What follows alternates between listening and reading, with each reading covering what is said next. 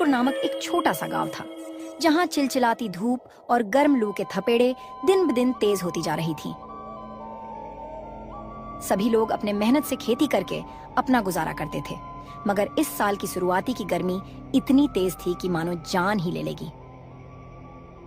दूर दूर तक पानी का नामो निशान नहीं था। लोग जरूरी काम होने पर ही घर से बाहर निकल रहे थे। गांव के बीचों बीच एक पुरानी चाय की दुकान थी। यहाँ पर बूढ़े बुजुर्ग और कुछ कामगार सुबह शाम इकट्ठा हो जाते थे। लेकिन आजकल गर्मी इतनी भीषण थी कि दुकान के आगे वाली ब्रेंच भी खाली पड़ी थी। चाय की दुकान के मालिक राम स्वरूप, जिनको सब काका कहते थे, उनका चेहरा पसीने से लथपथ था। काका को गर्मी का बहुत अनुभव था, लेकिन इतनी भयंकर लू उन्होंने बहुत कम ही देखा था। हे भगवान, आज तो सूर्य देव आग उगल रहे हैं। लगता है जैसे आसमान से अंगारे बरस रहे हैं। पानी पी पी कर जीवन का गुजर हो रहा है। अब की बार तो गर्मी इतनी पड़ रही है कि जैसे जान ही चली जाए। हाँ काका, आप सच कह रहे हो। पिछले कई बरस में मैंने इतनी गर्मी नहीं झेली। सब तरफ त्राही त्राही मची है। गांव के कुएं भी सूख गए हैं। जो थोड़ा बहुत पानी है वो गंदा हो चुका है। जो भी पानी बचा है वह भी पीने लायक नहीं है। उसी वक्त वहाँ से एक नंदू नाम का आदमी वहाँ से गुजरता है। उसके चेहरे पर परेशानी की लकीरें थीं, पर आंखों में उम्मीद की चमक। वो काका से हाथ जोड़कर अभिवादन करता है। प्रणाम काका, क्या एक गिलास ठंडा पानी मिल जाएगा क्या? बहुत जोर की प्यास लगी है। प्यास के मारे जान जा रही है। काका तुरंत पास पड़े घड़े में हाथ डालते हैं और आधा गिलास पानी निकालते हैं और नंदू को दे देते हैं। नंदू जल्दी जल्दी पानी पीता है, मानो हलक सूख गया हो।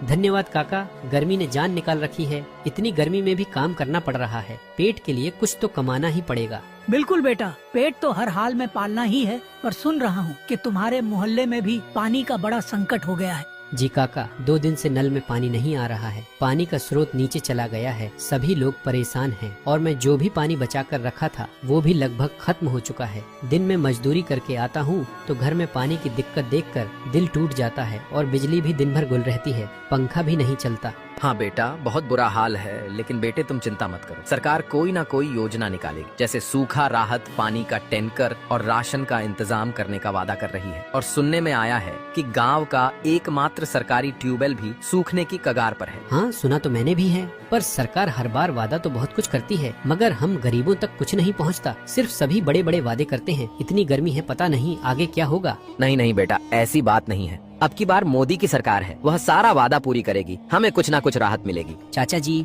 अगर हम सरकार के भरोसे रहेंगे तो पानी और भोजन के लिए मर जाएंगे। हमें अपने ऊपर भरोसा रखना होगा। हमें अपना कर्तव्य को पूरा करना होगा। अगर हम मेहनत नहीं करेंगे और सरकार के भरोसे रह जाएंगे तो यह अच्छी बात नहीं है। हाँ बेटा, तुम सही कह रहे हो। इसीलिए बोला जाता है कि पानी का इस्तेमाल सोच समझ कर करो। फालतू का पानी मत बर्बाद करो। खैर, मैं तो यही कहूँगा कि हौसला रखो। ये बुरा समय है, यह भी बीत जाए। ठीक है काका, अब मैं चलता हूँ। घर पर रोटी और पानी का भी इंतजाम करना होगा। नंदू वहाँ से चला जाता है। गर्मी इतनी थी कि हवाओं का झोंका उसके चेहरे को झुलसा देता है। वह तेज कदमों से अपने घर की ओर बढ़ता है। नंदू का छोटा सा घर में नंदू की पत्नी रेखा उसकी इंतजार कर रही थी। उसका एक बीमार बेटा राजू खाट पर सोया हुआ था। नंदू घर के अंदर आता है तो वह पसीने से भीगा हुआ था। आ गए जी, क्या हुआ? बहुत देर लगा दी आने में। सब ठीक तो है ना? हाँ रेखा, बस चाय के लिए काका की दुकान पर रुक गया था। वहाँ भी गर्मी की ही चर्चा हो रही थी। सबसे पहले तुम मुझे एक गिलास पानी दो, प्यास के मारे जान जा रही है। पानी कहाँ से दूं जी? नल सूखा पड़ा है। पास वाले कुएं में भी पानी नहीं है। सुबह की बची हुई एक बोतल पानी थी, वह भी राजू को पिला दी। हमारे पास अब थोड़ा भी पानी नहीं बचा। और तो और राजू को भी जोर का बुखार हो गया था। मैं डॉक्टर को बुलाकर दवा ली हूँ, तब उसका बुखार कम हुआ है। नंदू सिर पकड़ लेता है। हालात की बेबसी उसके चेहरे पर साफ झलक रही थी, लेकिन वह कुछ कर भी नहीं पा रहा था। इतनी गर्मी, ऊपर से गरीबी उसे तोड़ दी थी।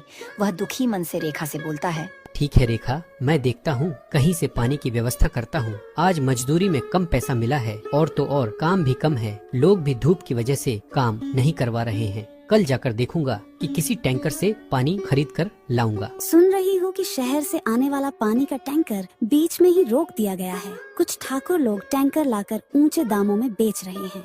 इतने महंगे पानी को हम कब तक खरीदेंगे? कुछ समझ नहीं आता। हमें कोई दूसरा रास्ता निकालना होगा। कोई बात नहीं, हम मिलकर कोई रास्ता निकाल लेंगे। तुम पहले आराम कर लो, बहुत थक गए होंगे। नंदू निराश होकर पास पड़ी खाट पर बैठ जाता है। तभी उसका बेटा राजू उससे कहता है, पापा पापा मुझे बहुत जोर की प्यास लगी है, मेरा गला सूख रहा है, मुझे पानी दे दो। नंदू का दिल पसीज जाता है। वह दुखी मन से अपने बेटा से बोलता है, बेटा थोड़ी देर सहन कर ले, मैं अभी पानी लेकर आता हूँ। पर उसे खुद भी नहीं मालूम कि पानी वह कहाँ से लाएगा। उस पर गरीबी और कर्ज और गर्मी तीनों का कहर टूट पड़ा था। वह बिना आराम किए पानी के तलाश में चला जाता है। गांव का एक चौराहा था जहां लोग कभी चहल पहल में जुटे रहते थे, लेकिन अब दोपहर में सड़कें सुनसान थीं। उसी गांव में ठाकुर रमेश सिंह रहता था।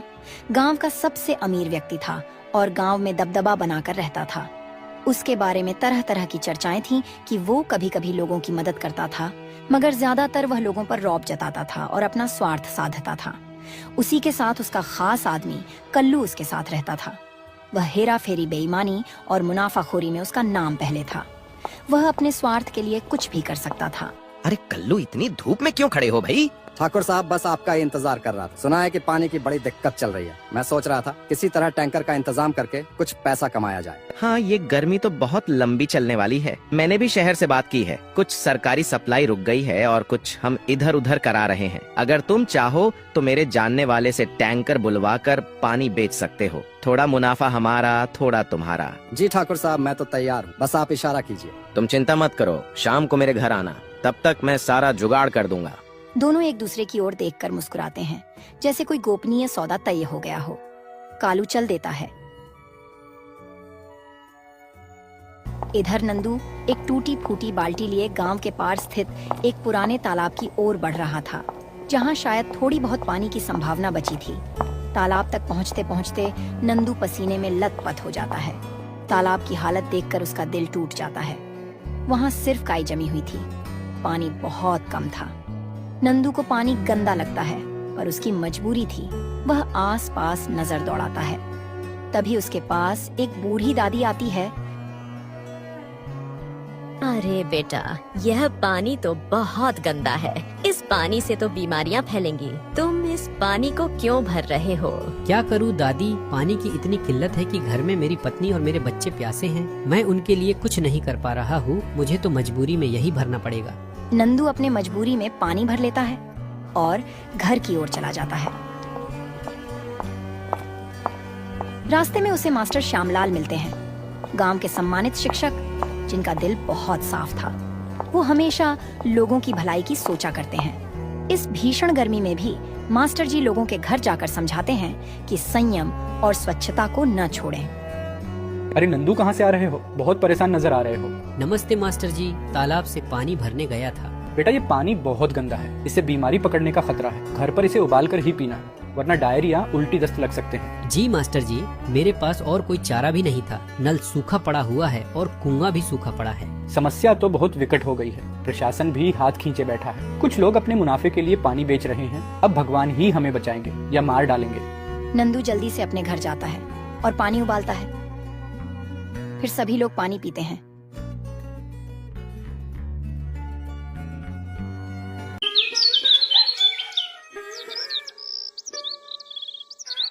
फिर अगली सुबह नंदू के घर में खाने के लिए कुछ भी नहीं बचा था। उसका बेटा भूखा था।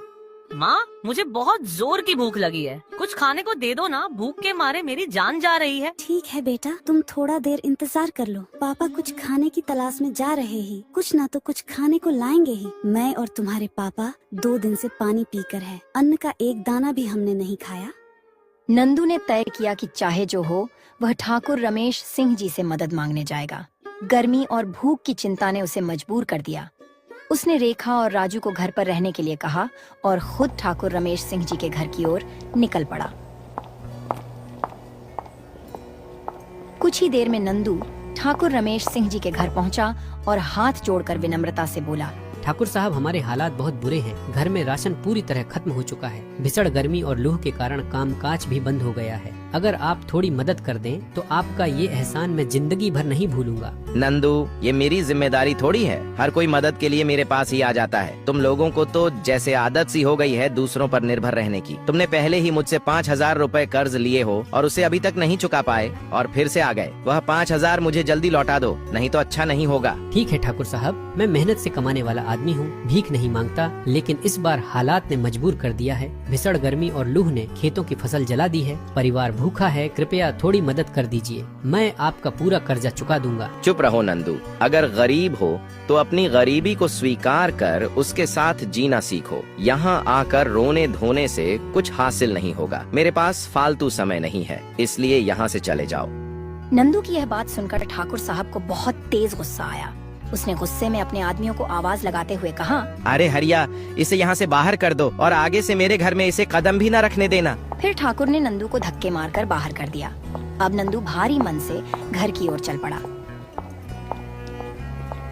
जैसे ही वे घर आया, उसने देखा कि रेणु बिस्तर पर लेटी हुई थी और राजू भी उनके पास खड़ा था। पापा, माँ की तबीयत बहुत खराब हो गई है, वह कुछ बोल नहीं रही है। हे भगवान, यह क्या हो गया? रेखा, कुछ बोलो ना, कुछ तो बोलो, ऐसे चुप मत रहो, तुम्हें कुछ नहीं होगा। अब मुझसे सहन नहीं हो रहा। यह भीषण गर्मी और भूख ने मेरी सारी ताकत छीन लिया है। मुझे माफ करना, मैं अब तुम्हारा और राजू का साथ देने में असमर्थ हूँ। नंदू की आंखों से आंसू बहने लगा। रोते हुए कहा, रेखा ऐसा मत बोलो, तुम्हें कुछ नहीं होगा, तुम हमें छोड़कर नहीं जा सकती। मैं कुछ भी करूँगा तुम्हें ठीक करने के लिए, भगवान पर भरोसा रख। अजी, हमारे पास अब कुछ भी नहीं बचा। यह झुलसने वाली गर्मी और भूख ने मुझे पूरी तरह तोड़ दिया है। आप राजू का ख्याल रखना, उसे मेरी कमी महसूस नहीं होने देना। नंदू ने घबराकर रेखा की हालत देख पड़ोसियों को आवाज दी, पर भीषण गर्मी और चिलचिलाती धूप के चलते कोई भी सहायता के लिए नहीं आया। अरे कोई है, कोई तो मेरी सहायता करो, नहीं तो मेरी बीवी मर जाएगी। राजू के पापा, अब मेरी चिंता मत करो। जितना कर सको राजू के लिए करो। उसे कभी भूखा और अकेला मत सोने देना। इतना कहकर रेखा की सांसें थम गई। वो इस दुनिया को हमेशा हमेशा के लिए छोड़कर चली गई। रेखा ऐसा मत करो, तुम मुझे छोड़कर नहीं जा सकती। हमारे पास तुम्हारे अलावा कुछ नहीं है। तुम्हारे बिना तो यह घर भी सूना होगा। तुमने हमेशा मेरा साथ दिया है, अब मैं तुम्हें अकेला नहीं छोड़ सकता। ये कहकर नंदू फूट फूट कर रोने लगा। उसकी आंखों से आंसू रुकने का नाम ही नहीं ले रहे थे। वो महसूस कर रहा था कि उसकी पूरी दुनिया खत्म हो गई है। माँ, तुम उठो ना, देखो मैं कितना रो रहा हूँ। प्लीज उठ जाओ माँ, हमें क्यों छोड़कर चली गई? क्या हमने कोई गलती की है? नहीं बेटा, हम बुरे नहीं हैं। ये सब नियति का फैसला है। शायद हमने कभी कोई गलती की होगी जो अब हमें इसका फल भुगतना पड़ रहा है। रेखा के जाने के बाद कई महीने गुजर गए। नंदू और राजू के जीवन में जैसे अंधेरा छा गया था। छोटे से घर में अब एक अजीब सा सन्नाटा था। पापा, माँ क्यों चली गई? हमें छोड़कर क्या हम उसे वापस नहीं ला सकते? बेटा, तुम्हारी माँ ने हमें नहीं छोड़ा, वह ऊपर से हमें देख रही है। अब हमें और मेहनत करनी होगी, क्योंकि तुम्हारी माँ चाहती थी कि हम कभी हार न माने। नंदू की आंखें ये कहते हुए फिर नम हो गईं, लेकिन भीतर ही भीतर वह खुद टूटता जा रहा था। इसी तरह कई दिन बीत गए। एक दिन सुबह नंदू अपनी घर के बाहर बैठा था। तभी गांव का ठाकुर रमेश सिंह अपने आदमियों के साथ वहां पहुंचा और बोला, नंदू, 7 महीने बीत चुके हैं, मेरा कर्ज अब तक नहीं चुका पाए हो। अगर जल्द ही पैसे नहीं दिए तो तुम्हारा घर और खेत दोनों नीलाम कर दूंगा। ठाकुर रमेश सिंह की बातें सुनकर नंदू का चेहरा चिंता से भर गया। उसके माथे पर लकीरें और गहरी हो गईं। उसने सिर झुकाते हुए कहा, ठाकुर साहब, मैं पूरी मेहनत कर रहा हूँ, लेकिन अभी तक पैसे नहीं जुटा पाया हूँ। मुझे थोड़ा और समय दे दीजिए। नंदू, बहाने बनाने से कुछ नहीं होगा। तुम्हारे पास केवल 10 दिन हैं। अगर इस समय में कर्ज नहीं चुकाया तो नतीजे भुगतने के लिए तैयार रहना। फिर एक दिन अचानक नंदू का पुराना दोस्त सुभाष गांव वापस आया। नंदू और सुभाष बचपन के साथी थे, लेकिन कई साल पहले सुभाष रोजगार की तलाश में शहर चला गया था। अब वह काफी पैसे वाला हो चुका था। जब वह नंदू के घर पहुंचा तो उसने देखा कि नंदू गहरे चिंता में डूबा हुआ था। अरे नंदू, तू इतना परेशान क्यों है? क्या हुआ? कुछ परेशानी है क्या? फिर नंदू ने अपने दोस्त को सब कुछ बता दिया। ठाकुर रमेश सिंह के कर्ज और उसकी धमकी के बारे में सुनकर सुभाष का दिल पिघल गया।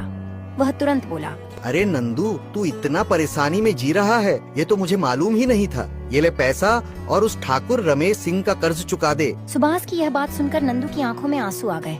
वह भावुक होकर बोला, अरे सुभाष भाई, यह तुम्हारा एहसान मैं कैसे चुका पाऊंगा। अरे नंदू भाई, एक दोस्त दूसरे दोस्त के काम नहीं आया तो दोस्ती किस काम की।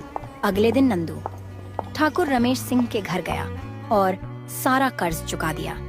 ठाकुर रमेश सिंह हैरान हो गया, लेकिन उसने पैसे लेकर नंदू को कर्ज से मुक्त कर दिया। नंदू वहाँ से चला गया। वह कुछ ही दूर गया था कि तभी उसे रास्ते में मास्टर साहब और उसका दोस्त सुभाष मिल गए। अरे नंदू, ठाकुर रमेश सिंह की यही फितरत है कि जब लोग मजबूर होते हैं तो वो उसका फायदा उठाता है। कल्लू के साथ मिलकर सरकारी पानी का टैंकर ब्लैक में बेच रहा है। हमें इस अन्याय के खिलाफ आवाज उठानी होगी। मास्टर जी, हम क्या कर सकते हैं? ये लोग ताकतवर हैं, इनके पास पैसा है, गुंडे हैं, हम गरीबों की कौन सुनेगा? हमें मिलकर कोशिश करनी चाहिए। भीड़ इकट्ठी होगी, जनता एकजुट होगी, तभी कुछ होगा। मैं सोच रहा हूँ गाँव वालों की एक सभा बुलाऊं, तुम भी जरूर आना। शाम को गांव का एक पेड़ के नीचे में मास्टर ने गांव वालों की सभा बुलाई। वहां गांव के लोग जमा हुए, सब गर्मी से त्रस्त थे। चेहरे पर पसीना, आंखों में थकान और दिमाग में पानी की कमी की चिंता। भाइयों बहनों, अब सबको मालूम है कि इस बार की गर्मी ने सबकी कमर तोड़ दी है। न कुएं में पानी, न नल में, न तालाब में। सरकार से जो पानी आता है वह पानी ठाकुर रमेश सिंह खरीद कर ब्लैक में महंगा पानी हम गरीबों को बेच रहा है। हाँ मास्टर जी, ठाकुर रमेश सिंह और कल्लू मिलकर टैंकर के जरिए महंगा पानी बेच रहे हैं। हम लोगों का इस प्रकार कैसे गुजारा होगा? तभी रामास्वरूप काका बोले, मैं अपनी दिन भर की पूरी मजदूरी देकर भी सिर्फ 2 बाल्टी पानी खरीद पाता हूँ। मेरे घर में 5 लोग हैं। ऐसा चलता रहा तो हम अपने परिवार का कैसे गुजारा कर पाएंगे? हाँ काका, आप सही कह रहे हैं। हमें मिलकर कोई समाधान निकालना होगा। पहला उपाय तो यही है कि हम सब पानी का दुरुपयोग बिल्कुल बंद कर दें। जो थोड़ा बहुत पानी मिले उसे साफ रखें। दूसरा, हम सब मिलकर प्रशासन के पास जाएंगे और अपनी मांग रखेंगे कि कम से कम टैंकर तो फ्री में या सस्ते दामों में उपलब्ध कराया जाए। मास्टर जी, ठाकुर रमेश सिंह की सरकारी दफ्तरों में अच्छी पकड़ है। वो चाहेगा तो सब कुछ रोक देगा, किसी की नहीं सुनी जाएगी। लोगों के चेहरों पर निराशा फैल जाती है। नंदू भी वहाँ खड़ा सब सुन रहा था। अंत में वह आगे आता है और बोलता है, हमारे पास और कोई विकल्प भी तो नहीं है। हमें कोशिश तो करना ही पड़ेगा। या तो हम यूं ही रोज टैंकर वालों को पैसे देते रहें, वो जितना चाहें उतना भाव बढ़ाते जाए और हम अपनी भूख प्यास से मरते रहें। भीड़ में सहमति की फुसफुसाहट होती है। मास्टर जी कुछ कागज निकालते हैं। देखो, मैं एक पत्र तैयार कर रहा हूँ। हम सबके हस्ताक्षर लेकर इसे कल कलेक्टर साहब को सौंपेंगे। अगर प्रशासन ने ध्यान नहीं दिया तो हम बड़े पैमाने पर प्रदर्शन करेंगे, लेकिन हम सबको एकजुट रहना होगा। लोग आगे आते हैं। नंदू भी आगे बढ़कर हस्ताक्षर करता है। मोहन, रघुवीर चाचा सभी पत्र पर अपने नाम लिखते हैं। एक उम्मीद की किरण जगती है कि शायद यह पहल रंग लाएगी। अगले दिन सभी कलेक्टर ऑफिस पहुँचे। तब कलेक्टर साहब बोले, हाँ तो बताइए आप लोग की क्या समस्या है? मास्टर जी विस्तार से बताते हैं कि गांव घर में पानी नहीं है, बिजली की कटौती है, टैंकर भी महंगा बेचा जा रहा है। लोग बहुत परेशान हैं, बीमार पड़ रहे हैं। देखिए, इस साल बारिश हुई नहीं, भयंकर सूखा पड़ा है। हम भी कोशिश कर रहे हैं। सरकारी खजाना से आप लोगों के गांव तो रोज 2 टैंकर फ्री पानी जाता है। क्या वह पानी आप लोगों को नहीं मिलता है? साहब, हमें पानी नहीं मिलता। हमारे गांव का एक अमीर आदमी ठाकुर रमेश सिंह रहता है। वह सारा सरकारी पानी को खरीद कर गाँव वालों को ब्लैक में महंगे दामों में बेचता है। हम लोग उसके खिलाफ कई बार कंप्लेन की, फिर भी कोई सुनवाई नहीं हुआ। ठीक है, मैं देखता हूँ। उसके खिलाफ कार्रवाई होगी और उसे जेल में डाला जाएगा। मैं पूरी कोशिश करूंगा। आप लोग जाकर आराम से पानी का इंतजार कीजिए। मैं नगर परिषद से बात कर लूंगा। सभी लोग अपने अपने घर चले आए। फिर अगली सुबह को जब कल्लू और ठाकुर रमेश सिंह ने ब्लैक में पानी बेच रहे थे, तभी कुछ पुलिस वाले और एसडीएम साहब गांव में आकर ब्लैक में पानी बेचते हुए ठाकुर रमेश सिंह और कल्लू को पकड़ लेते हैं और उन्हें जेल में डाल देते हैं। इधर गांव के लोग पानी पाकर बहुत खुश हुए। अब उनकी पानी की दिक्कत खत्म हो गई थी और सभी लोग खुशी खुशी अपना जीवन बिताने लगते हैं। शिवपुर नाम का एक छोटा सा गांव था। यहाँ के लोग सालों से अपने शांत माहौल, अच्छे और सीधे साधे सरल जीवन शैली के लिए जाने जाते थे। लेकिन बीते कुछ समय में इस क्षेत्र में मौसम का मिजाज तेजी से बदलने लगा था। गर्मी असहनीय होती जा रही थी और फसलें सूखने लगी थीं। सभी लोग गर्मी से बेहाल थे। फिर भी गांव के लोग एक दूसरे की मदद करते हुए जीवन चलाने की कोशिश करते। उसी गांव के कुछ दूरी पर पहाड़ी क्षेत्र में एक प्राचीन गुफा था, जहां एक वृद्ध साधु रहा करते थे। उनके बारे में कहा जाता था कि वे इंद्रियों पर नियंत्रण रखने वाले बड़े ही दयालु और अनुभवी साधु हैं। कुछ लोगों ने उन्हें साधु और कुछ ने फकीर भी समझा, लेकिन असल में वे एक व्यक्ति ही थे। उनका नाम महात्मा शिवानंद था, जो वर्षों से तपस्या कर रहे थे। वे अपने दिव्य तप से पहाड़ की उग्र जलवायु को भी सहन कर लेते थे। किंतु इस बार मौसम इतना विकराल रूप ले चुका था कि उनकी सहन शक्ति भी चूकने लगी थी। हे प्रभु, यह कैसी अग्नि परीक्षा है। मेरे शरीर की समस्त शक्ति मानो सूख सी गई है। इस भीषण गर्मी में भी मैंने सदा उपवास और साधना को ही अपना जीवन बना लिया है, पर अब शरीर जवाब दे रही है। गर्मी से साधु महाराज की हालत खराब होने लगी थी। गुफा के बाहरी हिस्से में सूरज की रोशनी इतनी तीव्र थी कि अगर कोई बाहर खड़ा होता तो कुछ ही देर में पसीने से लथपथ हो जाता। पहाड़ी इलाका में जो छोटे मोटे तालाब थे वह भी सूख चुके थे और वह पानी के बिना और भी तड़प रहे थे। ऐसे में साधु बाबा ने सोच लिया कि आज उनको किसी भी तरह गांव जाकर लोगों से सहायता लेना ही पड़ेगा। गुफा में अब और रुकना जीवन के लिए खतरा हो सकता है। सुबह का समय था, पर धूप इतनी तेज कि लगती थी कि मानो दोपहर हो गई है। साधु शिवानंद अपने शरीर को संभालते हुए धीरे धीरे पहाड़ से उतर रहे थे। उनकी चाल डगमग हो रही थी, कंठ सूख चुका था, पर मन में अभी भी उम्मीद थी कि गांव के लोग उनकी सहायता जरूर करेंगे। रास्ते में उन्हें एक चरवाहा मिलता है जो अपनी भेड़ियों को पहाड़ पर चराने ले जा रहा था। अरे बाबा जी, आप इस भीषण गर्मी में कहाँ निकल कर जा रहे हैं? आपकी तबीयत तो ठीक है ना? हे बेटा, मुझे कुछ पानी की आवश्यकता है। बहुत कष्ट में हूँ। क्या तुम्हारे पास पानी है? चरवाहा असमंजस में पड़ जाता है। उसके पास भी सिर्फ एक छोटा सा पानी का मशक था जो पूरे दिन उसके लिए काफी मुश्किल से चलता था। कुछ क्षण सोचने के बाद वह थोड़ा पानी साधु को दे देता है। बाबा, मेरे पास ज्यादा पानी नहीं है, पर जो है वह आपको दे रहा हूँ। आप गांव पहुँचे तो और लोगों से भी मदद मांग लेना। साधु को थोड़ी राहत मिलती है। उन्हें इस चरवाहे में उम्मीद की किरण दिखती है। साधु उसे आशीर्वाद देकर आगे बढ़ जाते हैं। जब साधु गांव के पास पहुंचते हैं तो देखते हैं कि गांव के पास में ही एक ही कुआं था जो अब लगभग सूख सा गया था। गांव के लोग दिन भर उसका पानी निकालकर अपने अपने काम में लगा लेते थे। साधु शिवानंद जब गांव में दाखिल हुए तो सबसे पहले उन्हें तेज धूप ने इतना तपन दिया कि उनके गर्दन पर चमकती पसीने की बूंदें झलक आईं। गांव की गलियों से गुजरते हुए वे देखते हैं कि अधिकतर मकान मिट्टी के बने थे। कुछ बैल बेचैन होकर तड़फड़ा रहे थे। थोड़ी दूर जाने पर साधु को कुछ लोग दिखाई देते हैं जो मिलकर एक सूखे तालाब की तलहटी साफ कर रहे थे। अरे शंभू भाई, लगता है ये गर्मी हमारी जान लेकर ही मानेगी। इतनी गर्मी, ऊपर से गर्म हवा शरीर को जला दे रही है। हाँ, तुम सही कह रहे हो, पर हम कर भी क्या सकते हैं? गांव में सभी परेशान हैं। अब तो कुआं का पानी भी खत्म होने वाला है। अगर पानी खत्म हो गया तो हम सब पानी के बिना तड़प तड़प कर मर जाएंगे। हे भक्तों, क्या कोई मेरी सहायता कर सकता है? मुझे पानी की अत्यंत आवश्यकता है, और यदि कुछ छाया या विश्राम का स्थान मिल जाए तो मैं आपका आभारी रहूंगा। ग्रामीणों ने उन्हें देखा, पर कोई खास उत्सुकता नहीं दिखाई। उन्हें लगा कि यह कोई साधु या भिक्षुक होगा जो भीख मांगने आया है। बाबा, अपने लिए पानी जुटाना इस समय हमारे लिए भी मुश्किल हो रहा है। हम खुद यहाँ सूखे तालाब की सफाई कर रहे हैं ताकि बरसात आए तो पानी संग्रहित कर सकें। ऐसा नहीं है कि हमारे पास कोई भंडार है जिसे हम लुटा दें। मैं समझ सकता हूँ बेटा, पर मेरी दशा बहुत दयनीय है। मैं पहाड़ से नीचे आया हूँ, गुफा में रहता था। अब इस अत्यधिक गर्मी के कारण मेरा शरीर साथ नहीं दे रहा। सिर्फ कुछ घूंट पानी और थोड़ा विश्राम दे दो। साधु महाराज को इतना कहने पर भी कोई उनको एक गिलास पानी तक नहीं दिया। फिर वह आगे बढ़ते हैं।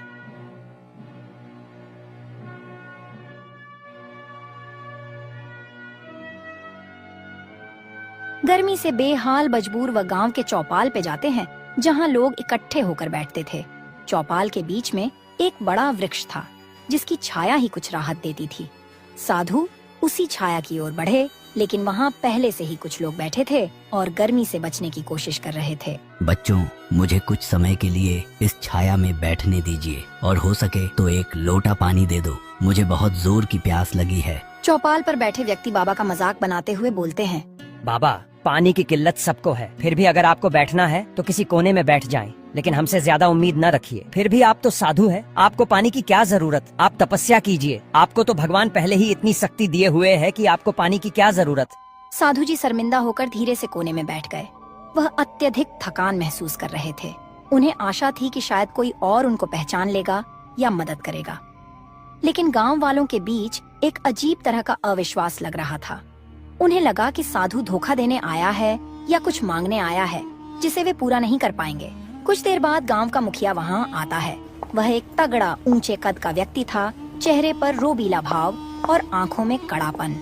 उसका नाम था भगवंत सिंह। साधु, मैंने सुना है कि आप गुफा में रहते हैं और अब गांव में आकर मदद मांग रहे हैं। यह गांव कोई आश्रम नहीं है कि यहाँ साधु संतों का निशुल्क पालन पोषण होगा। जिस प्रकार हम अपने परिश्रम से जीवन चलाते हैं, वैसे ही आपको भी कोई उपाय ढूंढना होगा। साधु जी ने असहायता से उसकी ओर देखे और कमजोर आवाज में बोले, बेटा, मैंने जीवन भर तपस्या की है, किसी से मांगा नहीं, पर आज तन की कमजोरी मुझे कमजोर कर रही है। क्या इस संसार में करुणा नाम की कोई चीज नहीं बची?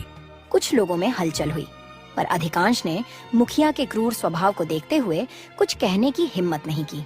गांव में कई परिवार थे जो पहले काफी मेहमान नवाज माने जाते थे, पर आजकल पानी और भोजन की कमी ने सबको कठोर बना दिया था। बारिश न होने से फसलें सूख चुकी थीं, कुएं का पानी भी कम हो चुका था और नदियां कहीं दूर सूख चुकी थीं। जीने के लिए लोग दिन रात संघर्ष कर रहे थे। घर के अंदर एक बुजुर्ग महिला अपनी पोता को पंखा डोला रही थी। उसे तेज बुखार था। साधु जब गांव में घूम घूम कर लोगों से मदद मांग रहे थे, तब उन्हें कई मकानों से क्रूर भाषा का प्रयोग मिला। कुछ जगहों पर मना कर दिया गया, तो कहीं उन्हें डांट फटकार सुननी पड़ी। यह सब देखकर साधु के हृदय में बड़ा दुख हुआ। वे सोचने लगे, क्या यही मनुष्यता है? क्या सच में लोग इतने स्वार्थी हो गए हैं कि किसी की सहायता करने में असमर्थ हैं? गर्मी अपना रौद्र रूप ले रही थी। जमीन तप रही थी, हवा गर्म लपटों की तरह चल रही थी। गांव के पशु पक्षी तक तड़प रहे थे। साधु के पैरों में छाले पड़ चुके थे। साधु बाबा ने गांव के बगल में एक छोटा सा बगीचा में जाते हैं। साधु को लगा कि वहाँ कम से कम छाया तो मिलेगी। वे वहाँ चले गए। बगीचा में उन्हें एक युवा लड़की दिखाई दी जो सूखी लकड़ियों का गट्ठर उठाए हुए थी। वह भीषण गर्मी में भी काम करने की कोशिश कर रही थी। बेटी, क्या तुम मुझे एक लोटा पानी दिलवा सकती हो? मैं बहुत प्यासा हूँ। लड़की के चेहरे पर दया का भाव था, पर वह भी असमर्थता जताती हुई बोली, बाबा, मैं आपको पानी जरूर देती, पर हमारे घर में भी पानी सीमित है। रोज कुएं पर जाकर लंबी लाइन लगानी पड़ती है, तब कहीं 1-2 मटकी भर पाती हूँ। माफ कीजिए, मुझे डर है कि घर के लोग नाराज ना हो जाए। इतना कहकर वह वहाँ से चली गई। साधु को समझ आ गया कि गांव के लोग इस समय अपने अपने संकट से घिरे हुए हैं और उनका हृदय भी सूख गया है, जैसे इन खेतों और तालाबों का पानी सूख गया हो। फिर भी साधु ने बगीचे के एक कोने में बैठकर आखिरी बार प्रार्थना की, हे प्रभु, यदि कोई चरम पर हो तो दया का अंकुर फूटना चाहिए, किंतु यहाँ तो मानवता ही विलुप्त हो रही है। ऐसा क्यों? अगले कुछ दिन साधु के लिए कठिन साबित हुए। उन्हें पर्याप्त भोजन तो दूर, पीने को पानी तक नहीं मिला। तेज गर्मी में उनका शरीर ह्रास की ओर बढ़ रहा था।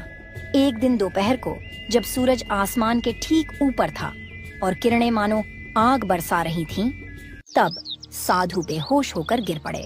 गांव वाले इकट्ठा हुए, लेकिन उस वक्त भी उनमें कोई उत्साह या करुणा नहीं थी। मुखिया भगवंत सिंह भी पहुंचा और साधु को देखते ही बोला, इन्हें उठाकर छाया में कर दो, नहीं तो ये मर जाएंगे तो आगे और झंझट खड़ी हो जाएगी। अरे छोड़ो ना, मर भी गए तो क्या फर्क पड़ेगा? एक साधु ही तो है। हम सबको अपनी रोजी रोटी और पानी का जुगाड़ करना है। इनके लिए कौन वक्त बर्बाद करे? चलो चलो भाई, अपने अपने काम में लग जाओ। कुछ ही देर में साधु को थोड़ा होश आया। उन्होंने धीमी सी सांस ली और बोलने की कोशिश की, लेकिन शब्द उनके कंठ में अटक गए। साधु को लगा कि अब उनका अंत समय आ गया है। कमजोरी इतनी बढ़ चुकी थी कि उनका शरीर कांप रहा था। उनकी आंखों से आंसू बह निकले। वह धीमी आवाज में भगवान को याद करते हुए बोले, हे राम, मैं अपने अंतिम क्षण में इन लोगों को अपनी ओर से क्षमा देना चाहता हूँ, लेकिन उनका हृदय इतना कठोर हो चुका है कि मैं चाहकर भी उन्हें क्षमा नहीं कर पा रहा। मेरे प्राण निकल रहे हैं, इसलिए मैं इन्हें श्राप देता हूँ कि इस गांव में दिन में इतनी भयानक गर्मी पड़ेगी कि लोग आग में झुलसेंगे और रात में इतनी भीषण सर्दी हो कि लोगों की हड्डियां कांप उठे। यही नहीं, यह चरम मौसम इनके जीवन में भय और बीमारी लाएगा जब तक ये लोग मानवता का पाठ न सीखें। इतना कहकर साधु ने अपने प्राण त्याग दिए। गांव वाले हक्के बक्के रह गए। कुछ को इस श्राप पर हंसी आई तो कुछ लोग निराश हुए। अरे भाई, यह मृतक साधु का श्राप कहाँ लगेगा? सब ढोंग ढकोसला है। चलो चलो अपने काम में लग जाओ। यहाँ अपना टाइम खराब करने से क्या फायदा? साधु था, मर गया।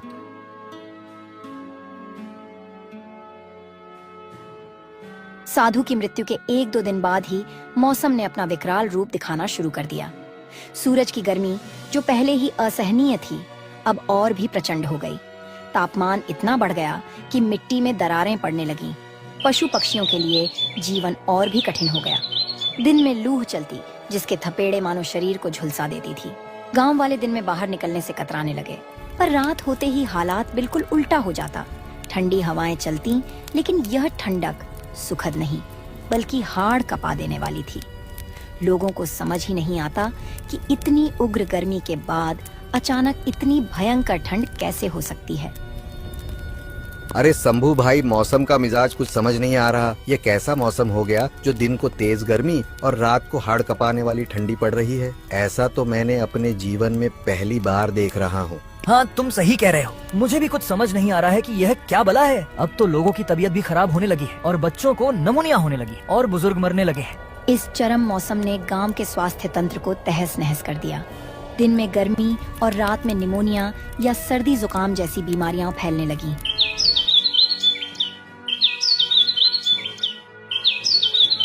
मुखिया भगवंत सिंह ने महसूस किया, हालात हाथ से निकल रहे हैं। दिन के समय कोई खेतों में काम नहीं कर पा रहा, फसलें जल रही हैं, पशु मर रहे हैं, पीने का पानी कम हो रहा है और रात में लोग कांप कांप कर सो नहीं पा रहे। बीमारियां फैल रही हैं, बच्चे बुखार से तप रहे हैं और बूढ़े मर रहे हैं। यह एक मुसीबत है। मुझे इस पर जल्दी कोई फैसला लेना होगा।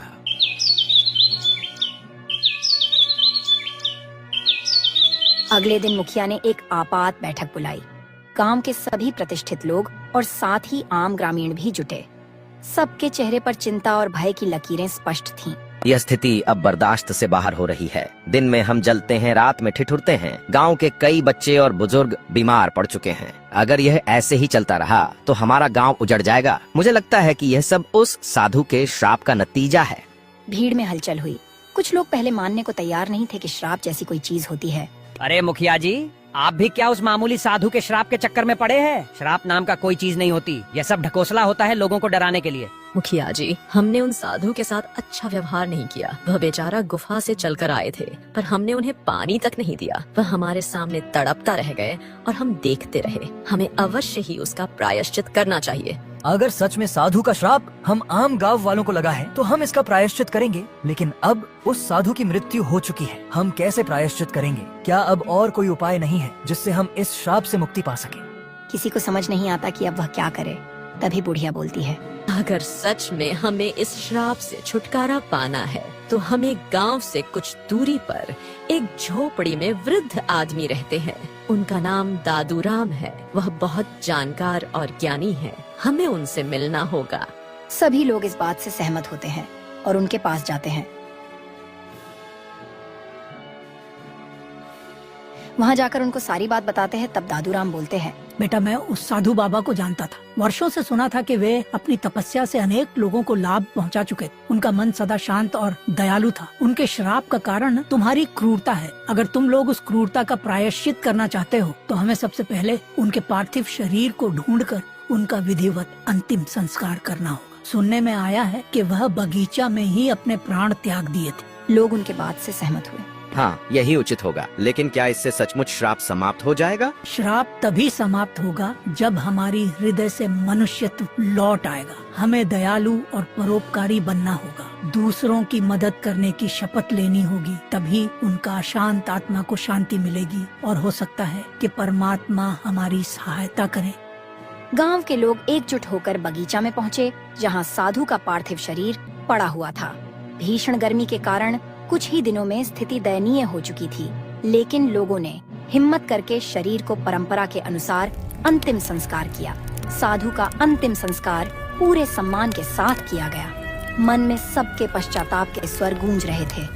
मुखिया अब बाबा से हाथ जोड़कर प्रार्थना किया, हे बाबा, हमें क्षमा करो। हमने आपके साथ जो दुर्व्यवहार किया उसके लिए हम सभी दोषी हैं। अब हम वचन देते हैं कि किसी भी जरूरतमंद को कभी निराश नहीं करेंगे। अगले कुछ दिनों में मौसम में थोड़ा बदलाव दिखने लगा। दोपहर की लू अब भी थी। लेकिन पहले जैसी भयानक नहीं।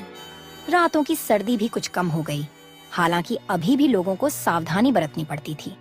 इस प्रकार गर्मी का श्राप न सिर्फ एक घटना बनकर रह गया, बल्कि आने वाली पीढ़ियों के लिए एक सीख भी बन गया। इस कहानी से हमें यह संदेश ग्रहण करना चाहिए कि आवश्यकता पड़ने पर किसी भी असहाय की सहायता अवश्य करनी चाहिए। तपस्वी साधु की मृत्यु व्यर्थ नहीं गई। उनके श्राप ने पूरे गांव को बदल दिया और उन्हें मनुष्य होने का सही अर्थ समझा दिया।